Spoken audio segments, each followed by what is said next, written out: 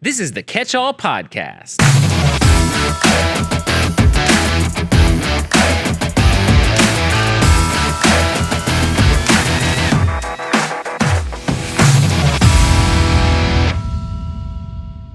What's up, everybody? We're here on Facebook Live. We're actually on Zoom as well, trying to let everybody in the meeting. We're going to be talking about how to get the catch-all implemented in your production systems. There's a lot of different options depending on the setup of your company, so we're going to talk about that here in a minute. Right now, we're going to take any questions. We're going to stall for just a couple minutes here to let people get on. Okay, well, seriously, throw in your questions about getting things implemented with the catch-all. I have encountered some people in the past that, have bought a system or two, tried it once or twice, didn't really know how to get it to the job and back and forth. Right. And so then if it's not there right when the job starts, it doesn't really do much good. Right. And the crew doesn't want to set it up. And so they end up just kind of throwing it in the garage or the warehouse or something and not really, utilizing it all the time. So yeah, it can't help you if you're not, implementing it into your systems and routines. Sure. So at Avco, my roofing company, we obviously had a lot of challenges of implementing it across the board and understand what it's like to have to build a system around something new so that it actually gets used and everyone understands what their role is and, using that product or adopting that system or, raising the standard in a new area. Implementation can always be hard. Yeah. Having a good idea of how to improve a process is not very novel, but the difference for a lot of people is whether or not they can actually get everyone on board and start operating with that system, with compliance across the board. So it can be challenging. So we're going to talk about that a little bit. What would you say, Eric, are like the main questions that you feel like we get about implementation? Mm-hmm. Well, do you have to pay the crews to set it up? Mm-hmm. Do you have to bring it to every job or do you let the crews bring it? What about subs? If you're not using the same crew every day, how do you handle all that? Right. So there's a couple different sets of answers depending on the setup of your company. So if you're, maybe the simpler version of a roofing company where you're always using subs and your sales guys are running the jobs, that's the one that's probably the most difficult to get implemented, just because if you're not using the same subs all the time and you can't give it to the subs, then it's the sales guy's responsibility to get it to the job and back. And they don't often want to be there at 6:30 or 7, or maybe aren't consistent enough to be there that early to get it to the job. And then the crew doesn't want to set it up if they started the job 20 minutes ago because they already started tear off and they don't want to stop what they're doing. So that can be a conundrum for sure. Mm-hmm. What we did in the beginning, because that's the kind of company we were when we started, experimenting with the catch-all, is we left it with the crews. A difference for us, though, is that we use the same crews all the time. We don't really want to mix crews at all. When we get a little bit busy, we don't just add another crew. Yeah. We let the schedule kind of back out a little bit because we want to keep our main guys busy all the time. And they're still subs. They're still subs, totally. Yeah. But they benefit from using it. We bought it for them. Right. In exchange, they're like, yeah, we'll carry it and we'll set it up and take it down because it helps us clean up and all that. And it helps advertise you, and we're kind of a team. And so they were cool with it. What we did in the beginning is we had runners after that. So our 7 or 8 main crews we were using, they carried their own. When another crew would come in, we had runners, and we would have the runners go take it out there. Yeah. But since then, that was 3 years ago. Since then, we've matured as a company, and we have a production department. So we have what we call QA people that go to the jobs beforehand and during and after, just to kind of check everything out. And so the QA guys will make sure that it gets set up. If it's a crew that's not carrying it, they'll take it there and they'll set it up, or they'll take it there and they'll get the crew to help them set it up. Sometimes even the night before, if you're crunched for time for some reason. Oh yeah. If it's a crew that literally doesn't even know how to set it up, it's their first job or something, the QA guys will set it up the night before so that it's there. Because after the crew sees it once or twice, then they're like, oh, I get it. Yeah, I want to use it. But the first time they show up, they have no idea how to set it up. It takes forever. Right. They feel like you're slowing them down because they're learning a new process in order to start your first job. Right. That's not super enjoyable for everybody. So yeah.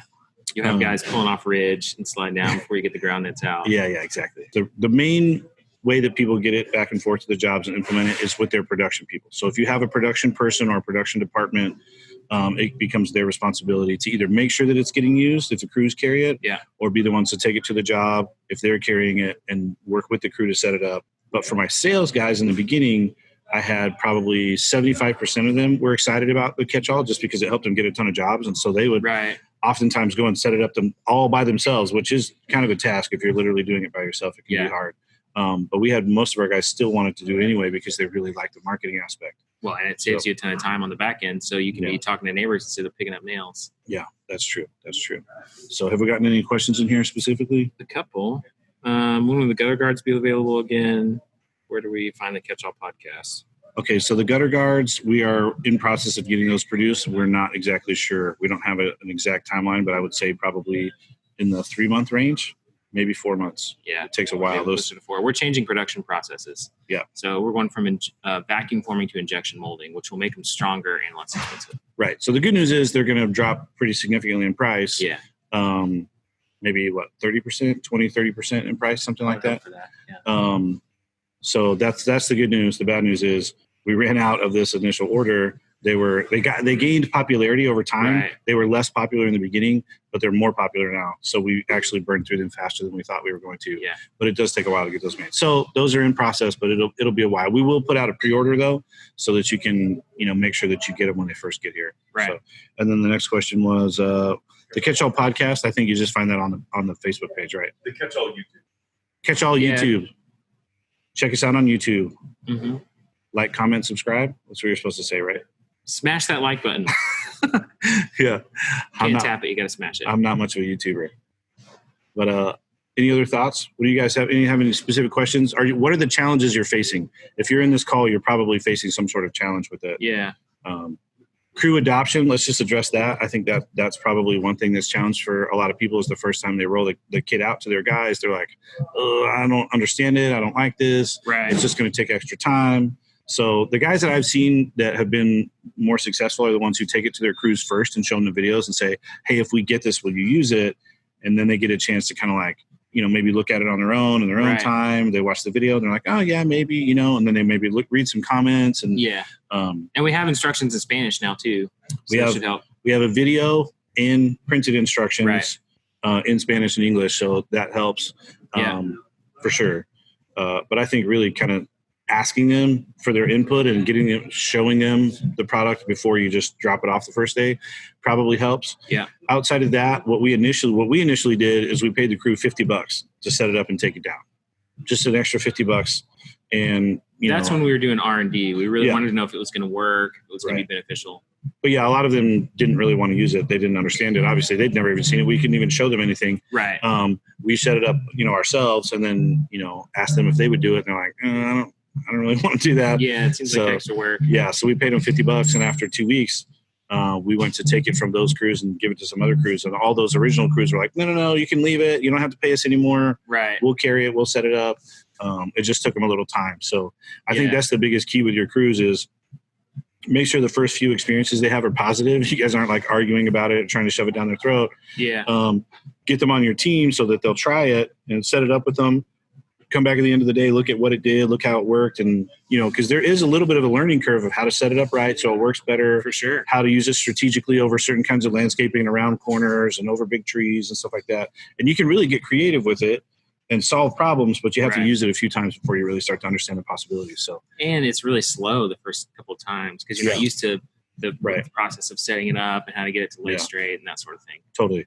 I would say after like 5 times of using it, you've cut your setup time down by 70 or 80% of what it took you the first time. Yeah. And then, 10 or 20 times into it, when you've really been using it, it really should take 10 or 15 minutes for everybody to just grab a few pieces and set it up. Yeah. Especially if the whole crew's doing it, which is the way. Yeah. We think it's the best way to do it. It's a part of their regular install process. So when they jump out of the truck, they open the trailer, they grab that stuff out, everybody grabs a roll or two, and they set it up. Literally takes 10, 15 minutes. If it's a really complicated job, it might take 5 or 10 minutes more than that. But then there's just 2 guys working on that part on the weird, complicated parts, and the rest of the guys are on the roof already tearing off over the area where the kit is already set up. Yeah. So definitely. Yep. And if y'all are just joining us, send in your questions on the Zoom group chat. We're looking through those, and we will answer whatever questions y'all have. Brendan said, do you use the system on all your residential re-roofs? Yes. I would say we realistically have 85 or 90% usage. And the only reason for not 100% would just be the job's really far out in the middle of nowhere and there's no neighbors around, or it's really simple, or it's a crew that we don't normally use and they're only going to do one because, like I said, it's way out in some weird spot. that might be about the only reason. And sometimes production-wise, we just don't have enough. And we use them in different ways. Sometimes we'll get a big house. We put 2 kits worth of stuff over on a big house or whatever. Right. And so every once in a while in production, we'll end up where all the kits are being used that day and there's a job that just doesn't have one. Right. But it's really cool to see when they don't have the kit, how creative and how much time they will take with their tarps and their plywood to equal the kind of coverage they get from the catch-all with that other stuff. I mean, you can't even see the house. It's just completely covered with stuff because they're used to that level of execution, and they don't want to drop. You know, they start to take real pride in their job sites, and they don't want to go back to a dirty job site. So it's really cool the few times that we can't get to it. What they're able to do with other stuff, they're making runs to Walmart to grab tarps because they're not going to start the job if they can't cover it all up. So it's pretty cool to see that. Yeah, for sure. I remember I was still running jobs for Avco, and all of our crews had them, and everybody was setting them up, and everything was running smooth. And we got a new crew, and I realized, oh my gosh, we don't have a catch-all for this crew. And I was installing a job. I was stressed out, and so I was there a lot extra time. I spent more time making sure that job was clean. I wish we would have just had a catch-all, but now Avco has more catch-alls. So yeah. Yes. Let's see. Julie says, how well has the system kept up with multiple use? Have you had to replace any of the systems yet? So our first 5 systems we put out there basically 3 years ago, right? Yeah. Yeah. And we have parts and pieces of those systems still out there. Yeah. Our first full kit that we ran with Tony L's crew for 2 years. I mean, we ran it for 2 years straight, and he's doing 50 weeks a year, at least 2 weeks a week. Yeah. He was one of our main guys that literally worked every single day. Yeah. And he had his original kit for 2 years before we replaced it. And honestly, the only reason we replaced it is because the new kit was better. It's just bigger and stronger and got more poles and all that stuff. But it was still working. It had some wear and tear on it. It had holes here and there. You know, a pole or two had broken that we replaced. Some of the topper parts had broken, which we re-engineered and stuff. They're not the same anymore. They're not going to way stronger now than the 3D printed ones. So under regular use, they should last a long time. It's really hard to say because you really can't abuse it. It's a heavy-duty, hard-use product, so that's why we don't really have a warranty on it. But if they're using it in a normal way and they're not dumping thousands and thousands of pounds, leaving it hanging on the nets that are suspended, it should last a long time. Right. So, and if they don't drag it, that's the other way you can drop like forks on it. But one of the Tony L's guys dropped a fork when there was a big hole in one of the nets. Sure. Other than that. Yeah, you could definitely damage it, but under normal use, it should last a long time. Yeah. Hard to say exactly how long because everybody's definition of that is different. But the thing that hurts, or the thing that really makes a kit get torn up is the guys who start at the top of the slope and they just chip all the pieces off and they get down to the bottom and they literally just kick it right off the edge. Hundreds of pounds. They don't gather it and throw it into a pile or throw it into a trailer. They literally just kick it right off the edge. It scrapes up the gutters, falls all in the bushes. That kind of style, if you do that to the system, it will tear it up. It won't last very long because then it ends up, those suspended nets end up holding thousands and thousands of pounds after they start kicking all that stuff off. So they're definitely going to tear if you do that. But if you take any time at all to throw the stuff away from the house, then you'll never have that problem. It's just the people who dump it literally right off the house. And it lands on the chute net. Right. Which is just made for incidentals. So you can put all that on the ground nets. Absolutely. You can throw it out on the ground all day, but the hanging nets are just meant for things that are accidentally dropped. Right. Yeah. Exactly. Hey, I've got a message from Facebook Live. Yes. Oh, cool. Sean says, hey, I left a message, want to order a few. You guys must be busy as hell. We've been shipping like crazy, right? Yeah. We have been shipping and we've also had challenges with our phone system and challenges with our email system because they have all been overwhelmed and outgrown. Right. So we've been upgrading all that, migrating our email servers, which we ended up losing 3 days of emails in that process, just completely lost. Yeah. And then voicemails, we don't know exactly where they went, but we do know from as many people as we got said that they didn't get their return call, that we didn't get those voicemails. We are still shipping. We're caught up on shipping. So we're shipping out next day. Yep. Within one business day. Often it can go out that day if you order before lunchtime. So yeah. And then the banners come 2 to 4 weeks later. Right. Yeah. Which we're working to improve that speed also. We are working very hard to get the banners out faster. Yeah. Awesome. Thanks for that question. Awesome. Well, I think that's kind of done with the questions, huh? Let's see. No. Brandon says, we've bought one system having issues with one kit not being large enough for most of our projects. Any future development in increasing the size of the kit? Yeah. So we're experimenting on the back end with offering more size options for sure. We designed that kit to really work with your kind of standard 40 to 50 square job. Right. Have a couple of nets on each side of the front door and one more, for the around the back if there's landscaping or air conditioner or whatever it is. But yeah, if you're starting to get into highly landscaped jobs, even at 50 squares, if there's landscaping everywhere, right, you could definitely benefit from more pieces. For me, when I was doing 60 plus square jobs, I would always like to have 2 kits. Yeah. For sure. Because my favorite way is not to have to move the setup, Right. Show up before the job, set up the entire house, and don't move any of the pieces until you're totally done. Yeah, and a lot of guys, they're using half and half. They put it on the front half, they tear off, they get that half done, they move it to the back, they do the other half. Right. If it's a multi-day job, because a lot of times if you get beyond what one kit covers, it's a multi-day job unless you've just got like 15 guys on the roof or whatever. Right. And so they'll do half and they'll stage the kit on the front one day and on the back the other day or whatever. So that's sort of a solution. But we have toyed around with that, Brendan, but our initial kickback in all of our marketing efforts is the sticker price. Yeah. A lot of people have no idea how much stuff is in the kit. And so they see, 5 seconds of a video and they see one net and a couple things on the ground. And then they see the price and they're like, oh my God, that's ridiculous. And right. We get so much hate that we're trying to figure out how to offer small, medium, and large kits so that you could have a little bit more or a little bit less than the current kit. Yeah. That way we can kind of get our sticker price down so that people at least will read and learn about the product. Yeah, and be a little bit more open-minded about how to help them. Right, because we're a little bit more than 2 years into it, and we're finally getting to the place where people are like, oh, I've seen it. I know what it does. I think it'll actually work, and it's worth the price. And so everybody's buying it now. Right. And so we really had to just keep it simple in the beginning. But exactly. Yeah. What's next? Yeah. Tina says, please explain how to bill the insurance for this. We touched on that 2 weeks ago. Sure. So Brendan asked again, can replacement pieces be bought? 100%. They can be.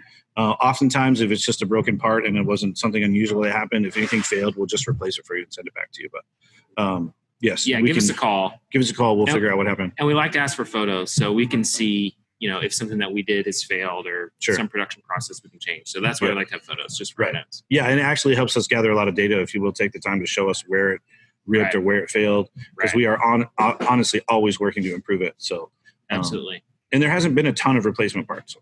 Very few, way fewer than I expected. Yeah. So, but yeah, do hit us up. We'll figure out how to work that through. And then for the question on how to explain billing insurance for Tina, it would take a long time. Just the episode from last week or 2 weeks ago. Right. Episode 1 of our podcast that you'll find on our YouTube channel. It's only 8 or 10 minutes long, but we cut it all down to where it's just the most relevant information. It's pretty, that's going to be really in-depth, I guess, in explaining it. And then also point you to some other sources if you need more help, who you can go to talk to that work specifically in helping people bill insurance companies and stuff like that. So. Thank you all for listening. If you have any more questions, visit us on our Facebook, The Catchall System, or thecatchall.com. You can always give us a call at 903-636-3100 or drop us an email at questions@thecatchall.com. Thanks so much.